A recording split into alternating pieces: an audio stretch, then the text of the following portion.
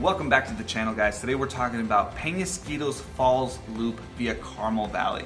Now, this hike is unique in San Diego because it features a waterfall. And by waterfall, I mean the San Diego definition of a waterfall, which means it's about a 2-foot drop off of water. That is the...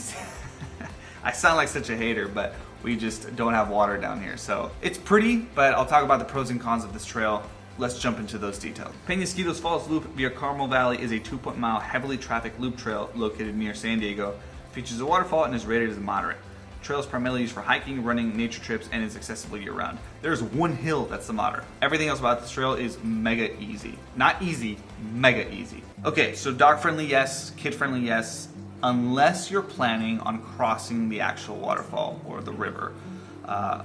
The rocks are slippery. They're not positioned in a way where it's easy or nice to do it. I struggled getting across myself, did not bring the right shoes.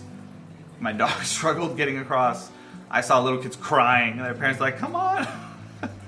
I'll talk a little bit about what you can do as an alternative, which is I think what most people do. But if you're planning on crossing and actually doing the loop, I would not bring the kiddos or the dogs on this one.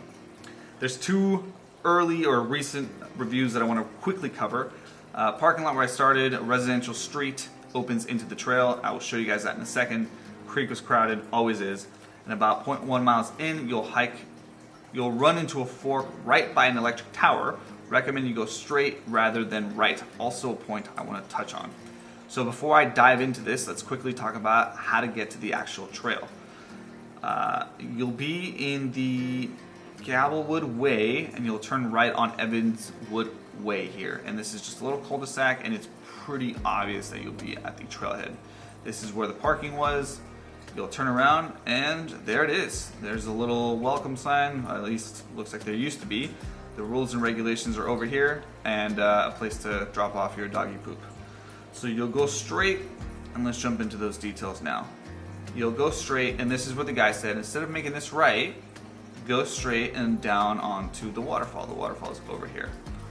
Again, if you do not plan on crossing, you just want to get to the waterfalls and back, that's definitely the way to go. Don't do the full loop. Now, if you're trying to maybe enjoy more of a hike, in the afternoon, this is nearby, whatever it is, and you want to do the loop, when I do these kind of trails, I always recommend like one side versus the other based on incline, loose gravel, all that stuff, and both of these hills just absolutely suck.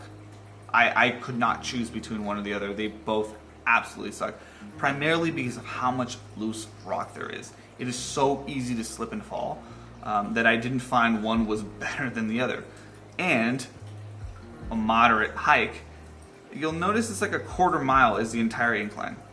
So from like there to there is the whole incline. That's the only part of this trail that's moderate. Same thing on the other side. It's just that one little piece. So if you can get through this, just kind of tough it out, the rest of it's flat and easy. Now I decided to turn right. You guys saw some of the drone video and everything there. My favorite part of this trail was actually the sycamore crossing down here. This piece here is when you go into this like forest kind of meadowy look. It feels like you're in a completely different place. It was absolutely beautiful. When you come down, there's like big trees, tall grass on the right hand side over here. You do kind of feel like you're in a meadow, and the only reason why I would prefer to urban hike here versus say like a Cowles or a Black Mountain is because you go down.